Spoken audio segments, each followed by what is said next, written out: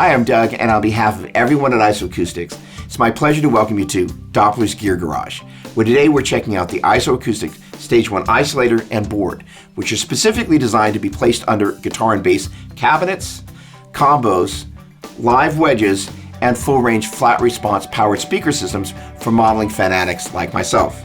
In case you're not familiar with IsoAcoustics, their products are being used by the top producers and engineers in studios all over the world to solve problems that aren't just germane to the recording studio, but also to live performance, which is why guitar players like Steve Vai are using them in the studio and live, and why the Tedeschi Trucks Band is currently using them on the road.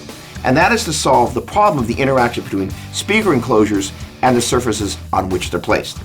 And to shed a little bit more light of that, I'd like to introduce Greg Wurth. He is a Grammy-nominated producer, tracking, mixing, and mastering engineer, and for the past 10 years, he's the guy that Steve Vai has turned to take the essence that drips off Steve's fingers and turn it into the awesomeness that you can hear in Steve's recordings. Ever since Doug Doppler introduced me to Dave Morrison at IsoAcoustics, I've just fallen in love with the products. The tools that IsoAcoustics offers just helps me out tremendously, and because of the relationship, I've been able to be one of the first to try out the Stage 1 isolators. And when they first came out, Dave instructed me to just slap them underneath like a combo amp, and as soon as I did, it was just like, wow, the low end was super tight. It's great, and the fact that you can permanently affix it underneath is just perfect. One of the reasons Greg's got gold and platinum awards to his credit is he knows how to make the most out of any studio. The Stage 1s have just opened up a whole other world, because in Steve Vai's studio, we record with several different amps at once. So we can't always place the cabinets and combos in the best area, because we are recording through a guitar splitter feeding several different amps. The Stage 1s have just helped because I can basically put them anywhere. It decouples it, so it allows me to have that true sound that I expect. When the Stage 1 launched at Winter NAMM 2019, all you could get was the isolators, but thanks to the input of folks like Greg, they're now part of a modular system.